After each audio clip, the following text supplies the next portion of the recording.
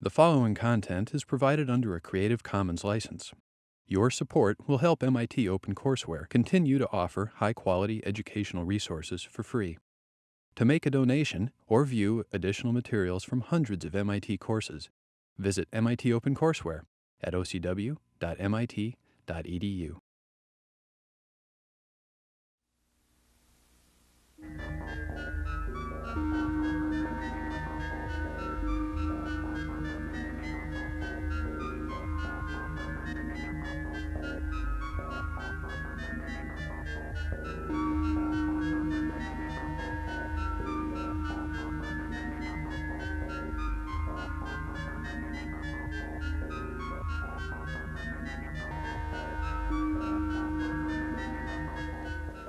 In the last lecture, we introduced the class of discrete time systems, and in particular imposed the conditions of linearity first of all, and second, the property or constraint of shift invariance.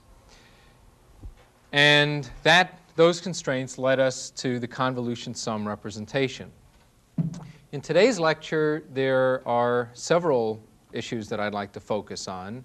The first is the introduction of two additional constraints that it's sometimes useful to impose, or at least consider, for discrete time systems, namely the constraints or conditions of causality and stability. Second of all, I would like to talk about a particular class, or at least introduce a particular class of linear shift invariant systems, namely those representable by linear constant coefficient difference equations. And finally, I'd like to introduce a representation of linear shift invariant systems that is an alternative to the convolution sum representation, and in particular, that representation corresponds to the representation in terms of a frequency response. Well, let's begin with the notions of stability and causality, reminding you, first of all, that as we talked about last time, we can consider a general system. Inputs and outputs are sequences, and in general, the system just simply corresponds to some transformation from the input sequence to the output sequence. When we impose the conditions of linearity and shift invariance, both conditions, then we can express the output sequence in this form, where h of n is the response of the system to a unit sample. And this can also be rearranged in the form that I've indicated here, essentially interchanging the role of the unit sample response in the input. The sum expressed in either of these two forms we referred to last time as the convolution sum. So the convolution sum comes out of or is a consequence of linearity and shift invariance. Two additional conditions are stability and causality. Stability of a system, in general, corresponds to the statement that if the input sequence is bounded, in other words, if x of n, essentially if x of n is finite for all n, including as n goes to infinity, then a system is said to be stable if the output sequence y of n is also bounded. In other words, the magnitude of y of n is finite for all n. If that's true for any bounded input sequence that the output sequence is bounded, the system is said to be stable. Now, that's a statement that applies to general discrete time systems. For the specific class of systems that we'll be dealing with in this set of lessons, namely the class of linear shift invariant systems, you can show that an equivalent statement of stability, or a necessary and sufficient condition for this to be true, is simply that the unit sample response of the system be absolutely summable. In other words, that the sum of the magnitudes of the values in the unit sample response are finite. For example, if we had a unit sample response, which was 2 to the n times a unit step, 2 to the n, of course, as n increases, as n goes from 0 to infinity, 2 to the n grows exponentially, in fact. And so obviously, this is not absolutely summable. So this is an example of a system that would be unstable. Whereas if h of n were a half to the n times u of n, so that for n greater than 0, for n less than 0, of course, both of these are 0. For n greater than 0, this were decaying exponentially. If you sum up these values from 0 to infinity, it converges to a finite number, so that this, in fact, would correspond to a stable system. Now, we have the option, of course, of talking about unstable systems or stable systems. Generally, it is true that stability is a condition on a system that it's useful to impose. In other words, generally, we would like our systems to be stable, although there are actually some cases where unstable systems are useful to talk about. The second property or condition that it is useful sometimes to consider is the condition of causality. And causality, first of all, for a general system, is a statement basically that the system doesn't respond before you kick it. In other words, if we have an input x of n, the output y of n for some value of n, let's say n1, depends only on x of n for previous values of n. So for any n1, the statement is that x of n, y of n only depends on x of n for previous values of x of n. In other words, the system can't anticipate the values that are going to be coming in. For a linear shift invariant system, we can show that a necessary and sufficient condition for causality is that the unit sample response of the system be 0 for n less than 0. In other words, if the unit sample response of the system is 0 for n less than 0, the system is guaranteed to be causal. If it's not 0 for n less than 0, then the system is guaranteed not to be causal. Just for example, if we had a unit sample response which was 2 to the n times u of minus n, in other words, 0 for n greater than 0 and 2 to the n for n less than 0, this, of course, would correspond to a non-causal system, since the unit sample response has non-zero values for negative values of n. And we could also examine stability. It would turn out that this corresponds to a stable system, although in the previous example we had talked about 2 to the n for n positive corresponds to an unstable system.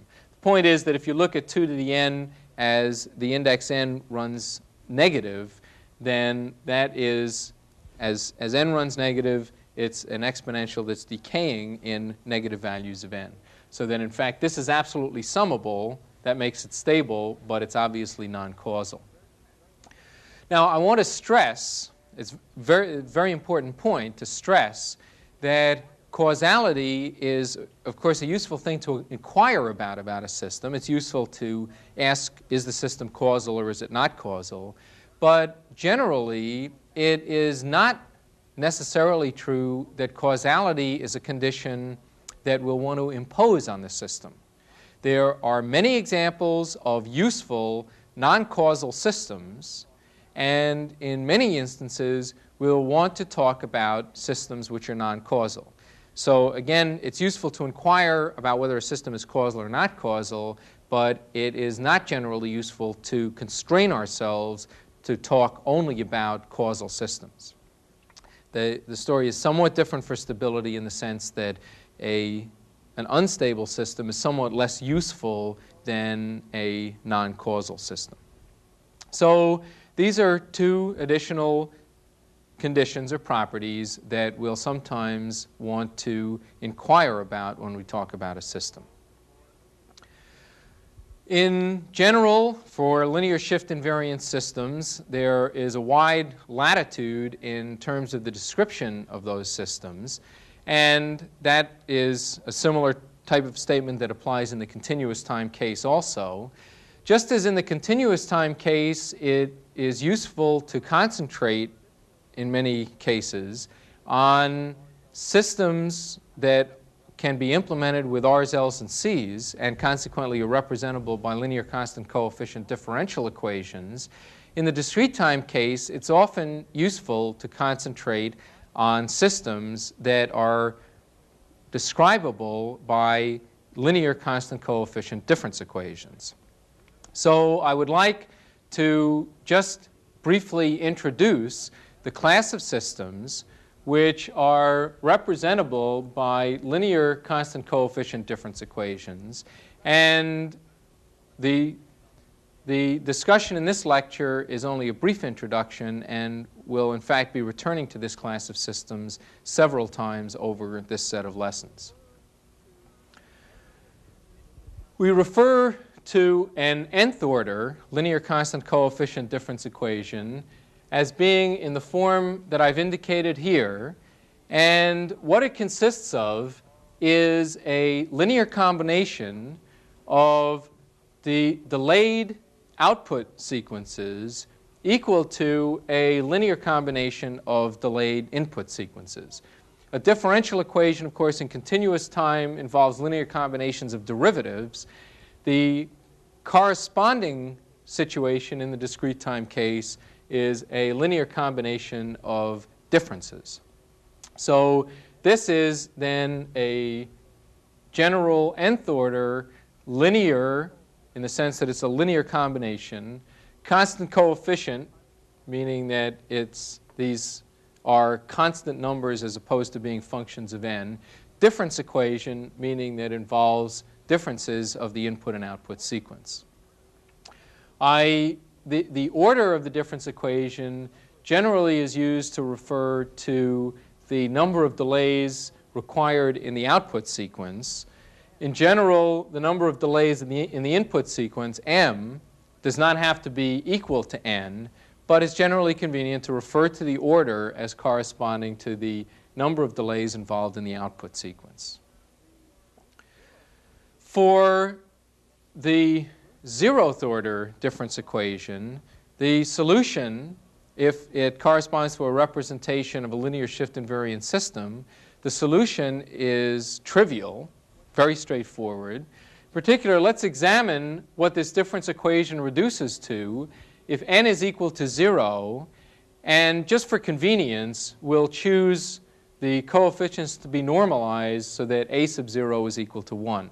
Obviously, anything I say is straightforwardly generalized for a0 not equal to 1, but that's just a convenient normalization to impose. All right, if n is equal to 0 and a0 is equal to 1, then what this equation looks like is just on the left-hand side y of n and the right-hand side as it is. So we have y of n is equal to this sum, and that looks suspiciously like the convolution sum. It involves a linear combination only of delayed input sequences. And so, in fact, this is identical to the convolution sum. If we thought of this, say, as h of r then is equal to b sub r. So the unit sample response corresponding to the zeroth order difference equation is just this set of coefficients. And of course, this runs only, r runs only from 0 to m. So it's the coefficients b sub n for n between 0 and m, and it's equal to 0 otherwise. So that's very straightforward. We can pick off the solution essentially by recognizing this as the convolution sum. Obviously, another way of obtaining the unit sample response corresponding to this system is simply to plug in a unit sample for x of n, and you'll see, in fact, that what comes rolling out are these coefficients b sub r, or b sub n. So if this is used to describe a linear shift invariant system, the unit sample response corresponds simply to the coefficients in the difference equation. For n not equal to 0, it's not quite as straightforward as that. First of all, let me point out that for n not equal to 0, the left-hand side of this equation involves y of n minus 1, y of n minus 2, etc., up to y of little n minus capital N. We can take all of the terms except the one involving y of n over to the right-hand side of the equation and end up with an equation in which expresses y of n as a linear combination of delayed inputs and a linear combination of past output sequences.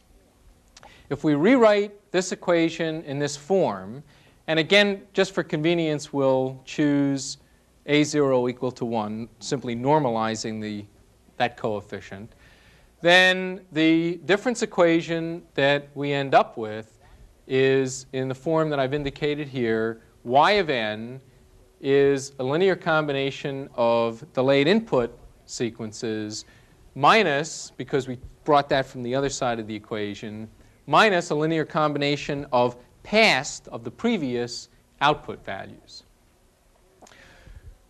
What that says is that we presumably can iterate this equation, or equivalently what it says is that the difference equation corresponds to an explicit input-output relationship for the system, because if somehow we could get the equation going, then we can solve for y of n. We can solve for y of n if we have the right previous values for y of n, and then we can solve for y of n plus 1, y of n plus 2, etc. In other words, we can continue to iterate the equation. What's required to do that are that we have to know the input, and if we assume, of course, that we know that, and we have to know some previous output values. And to know the previous output values then means that there's some additional information that we have to specify, and those we'll generally refer to as the boundary conditions or the initial conditions.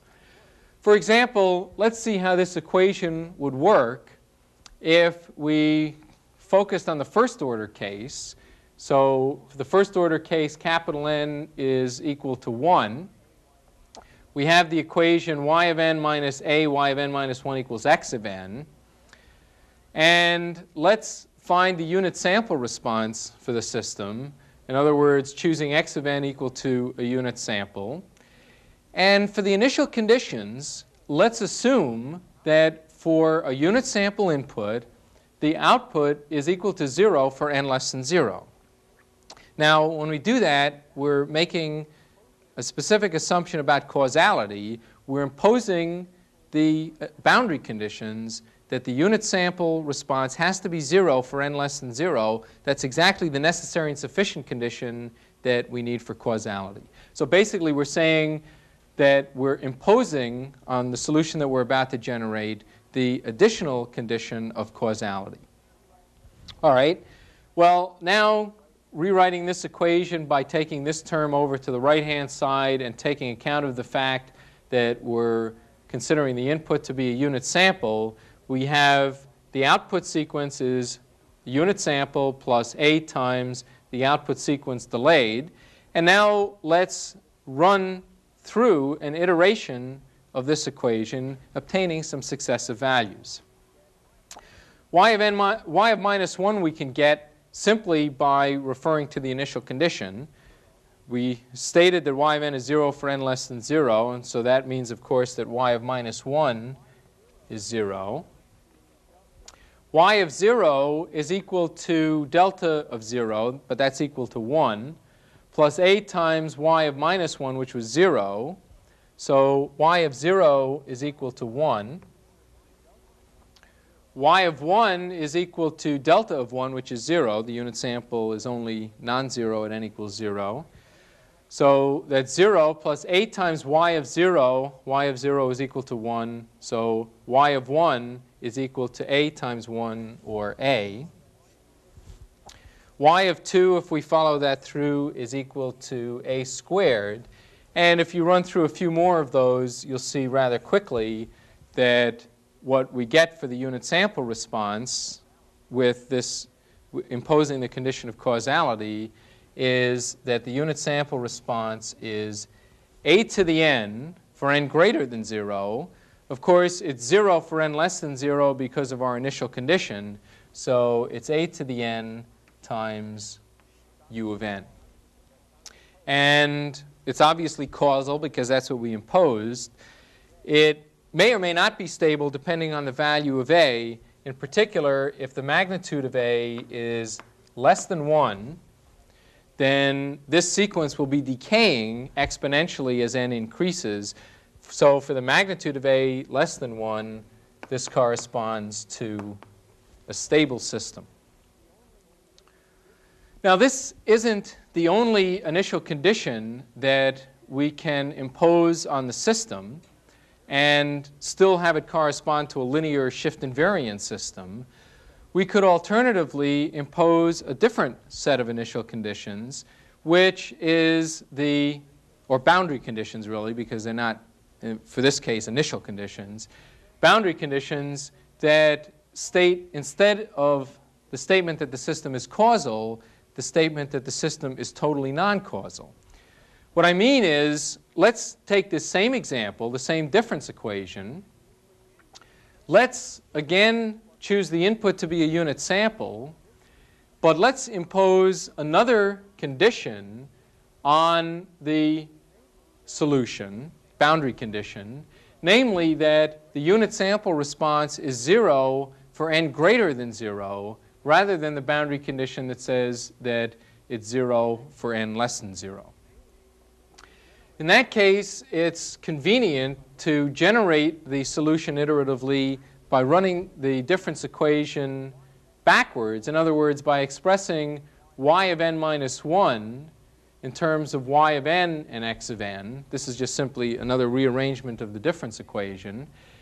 And with this initial condition, if we look at y of 1, of course, y of 1 is equal to 0 by virtue of the boundary condition that we've imposed. So this is equal to 0. Y of 0 corresponds to n equal to 1 in this equation. So n equal to 1 here, we have 1 over a times y of 1, which is 0, minus delta of 1, which is 0. So y of 0 is again equal to 0. Y of minus 1 corresponds to n equal to 0. So we have 1 over a times y of 0, which was 0, minus delta of 0, which is 1. So we get minus a to the minus 1. Y of minus 2, we would substitute n equals minus 1.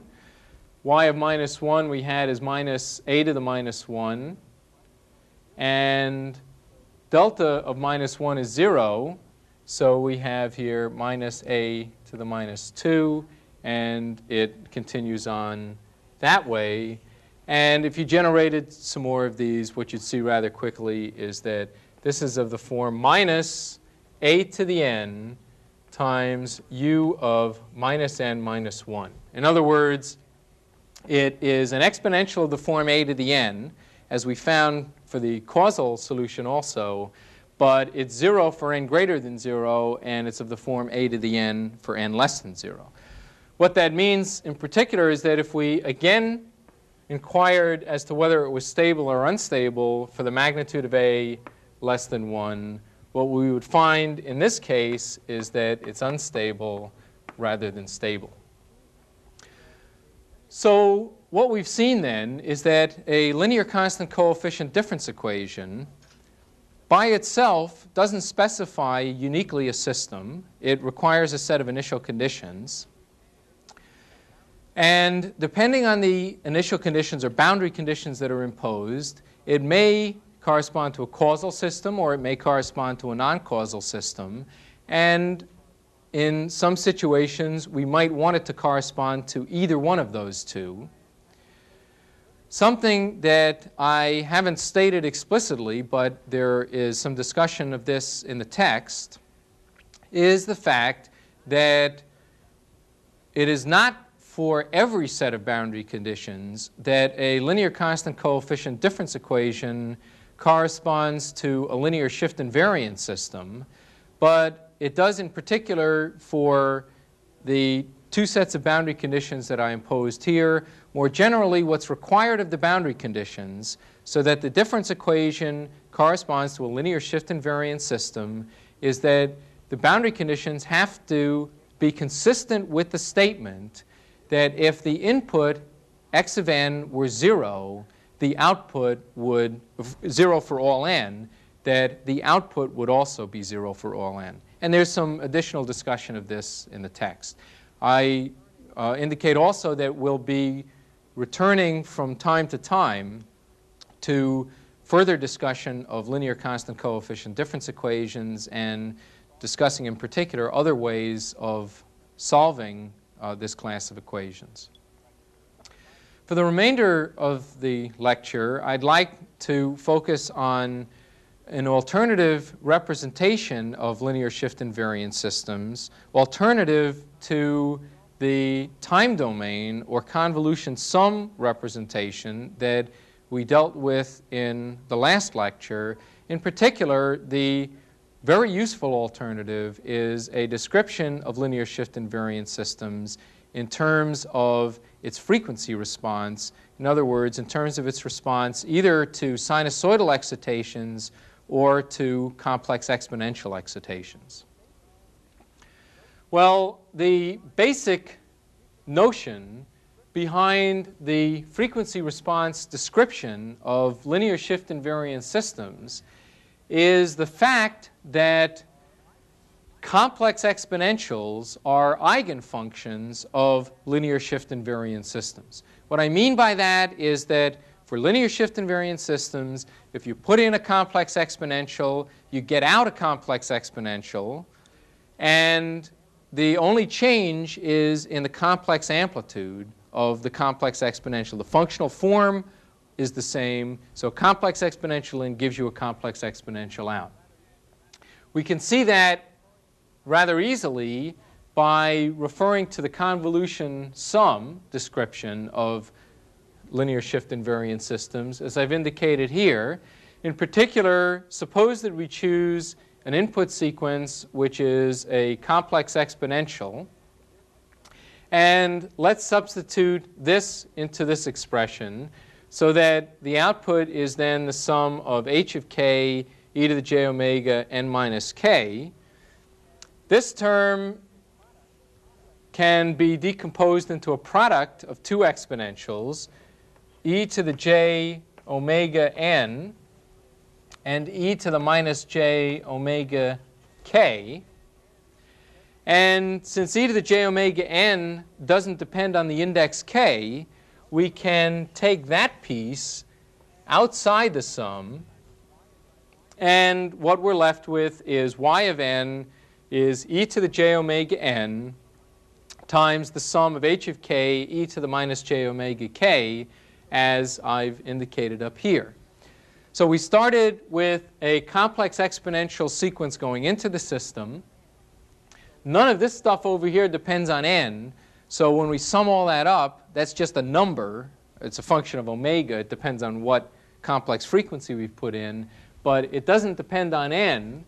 And in fact, notationally, we'll refer to this as h of e to the j omega. So consequently, the output sequence, due to a complex exponential input, is this number, or function of omega, times e to the j omega n. The change in the complex amplitude then is h of e to the j omega, but the functional form of the output is the same as the functional form of the input, and that's what we mean when we say that the complex exponential is an eigenfunction of a linear shift invariant system. So finally, h of e to the j omega is given by this sum. I've just changed the the index of summation from what I had up here, but obviously that's no important change. And we will refer to this, or to h of e to the j omega, as the frequency response of the system. One of the reasons why the frequency response is important, of course, one of the facts that you can see right away is that it's easily obtained directly from the unit sample response. One of the reasons why the frequency response is useful is because it's essentially the frequency response that allows us to obtain quite easily the response of the system to sinusoidal excitations. And as we'll see in later lectures, starting actually with the next lecture, essentially arbitrary sequences can be represented either as linear combinations of complex exponentials or as linear combinations of sinusoidal sequences. And so if we know what the response is to a complex exponential or to sinusoidal sequences, we can in effect describe the response to arbitrary sequences. We'll see all of that coming up in the next lecture. But to see how this frequency response relates to the sinusoidal response, the relation essentially pops out from the fact that if we have a sinusoidal excitation can be represented as a linear combination of two complex exponentials, as I've indicated here. So a over 2 e to the j phi e to the j omega 0 n. This is one complex exponential with a complex frequency omega 0 and a complex amplitude a over 2 e to the j phi. Then its complex conjugate term, those two added up, give us a complex exponential. We can find the response to each of these simply from the frequency response. We know that all that happens to a complex exponential is that its complex amplitude gets multiplied by the frequency response. And so this is one complex exponential and another one. We're talking about linear systems, so the response to the sum of these two is the sum of the responses. And so if we express the frequency response in a polar form as I've indicated here in terms of magnitude and phase, and if you track through what happens when you multiply each of these complex exponentials by the appropriate frequency response, this one at a frequency omega 0, this one at a frequency minus omega 0, and add the terms back together again, the resulting output sequence has a change in real amplitude given by or dictated by the magnitude of the frequency response, and a change in phase dictated by the angle of the frequency response, in other words, by this theta of omega. So the frequency response, when thought of in polar form, magnitude and angle, the magnitude represents the change in the real amplitude of a sinusoidal excitation, and the angle, or complex argument, represents the phase shift, and that is exactly analogous, exactly identical to what we're used to in the continuous time case. Well, let's just look at an example of a simple linear shift invariant system and the resulting frequency response. Let's return to the first-order difference equation that we talked about just a short time ago. We saw that there were two solutions that we could generate for this, depending on whether we assumed that it was a causal or non-causal system. Let's focus on the causal case. If the system was causal, we generated essentially iteratively the solution that the unit sample response is a to the n times u of n. And let's assume that we're talking about a stable system, so that magnitude of a is less than 1. Of course, it could be negative and still be stable between minus 1 and 0. I'll assume in the pictures that I draw that A is in fact positive and then also less than 1.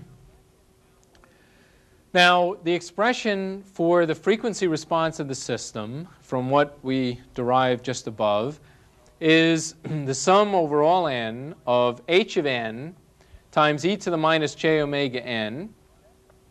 Because of the unit step in here, the limits on the sum change from 0 to infinity. In other words, all of this is going to be 0 from minus infinity up to 0 because of the unit step. For n greater than 0, we have a to the n times this exponential. So we have a to the n times e to the, actually there's a minus sign there, e to the minus j omega n. If we sum this, this is just the sum of a geometric series. In other words, it's of the form the sum of alpha to the n, alpha equals 0 to infinity. Sums of this form are equal to 1 over 1 minus alpha. And alpha in this case is a e to the minus j omega. So that sum then is 1 over 1 minus a e to the minus j omega. Well, as we saw, at least for the sinusoidal response, it's useful to look at the magnitude and phase of this. In other words, to look at it in polar form. So if we want the magnitude of this frequency response, we can obtain that by multiplying this by its complex conjugate.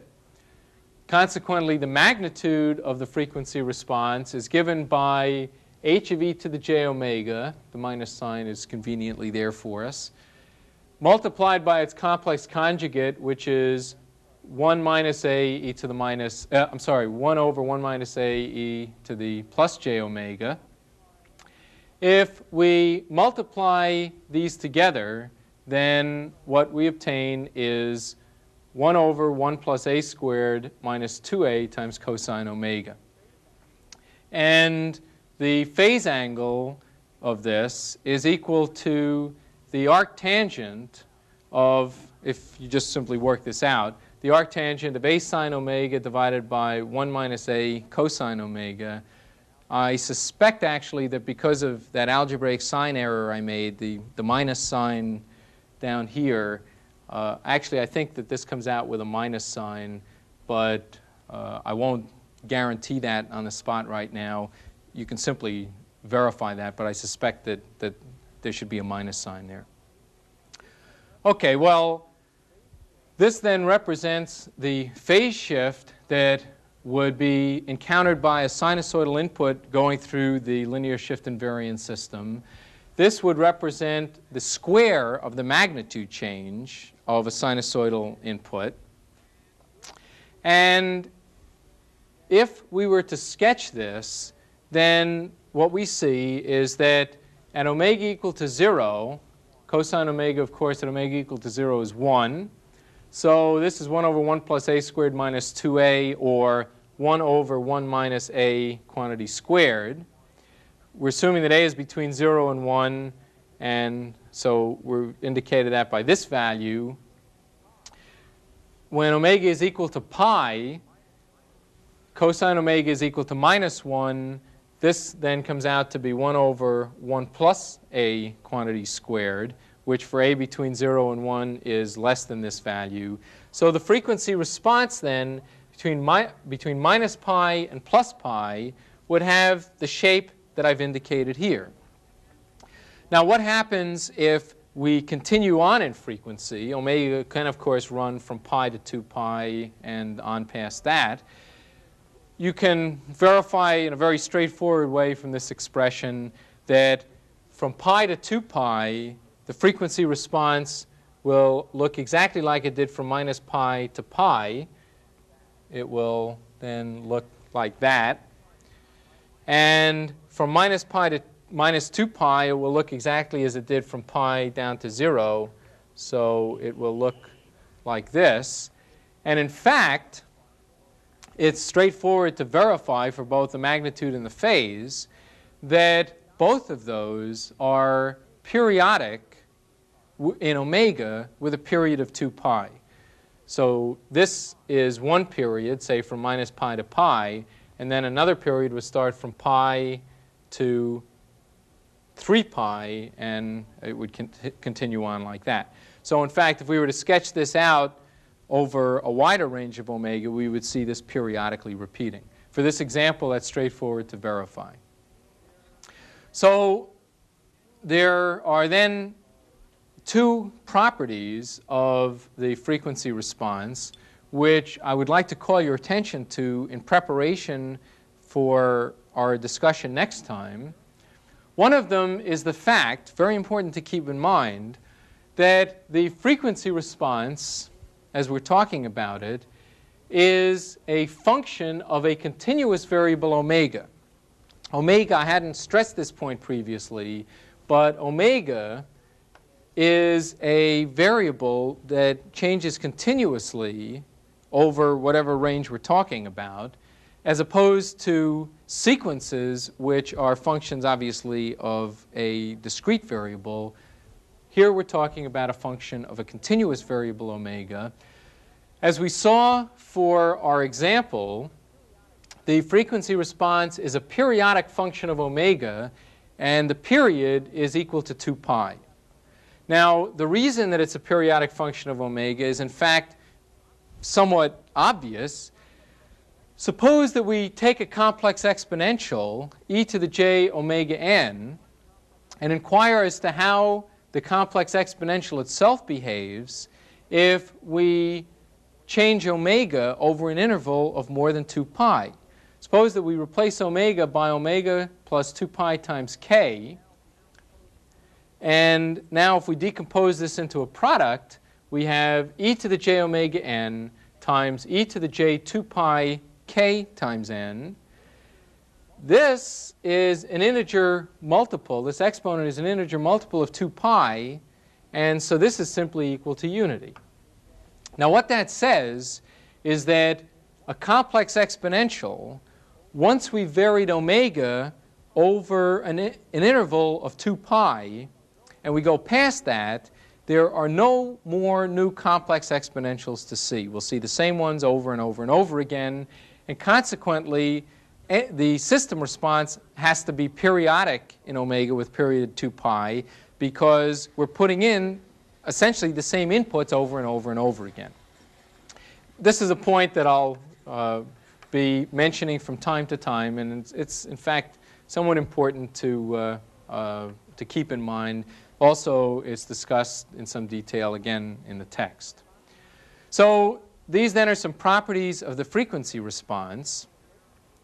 There is a generalization of the frequency response, which is in fact very important for describing both signals and systems. The generalization is what we'll refer to as the Fourier transform, which plays the identical role in the discrete time case that the Fourier transform did in the continuous time case. And so in the next lecture, we'll be going on to a discussion of the Fourier transform, taking off from the set of ideas that we've developed here with regard to frequency response. Thank you.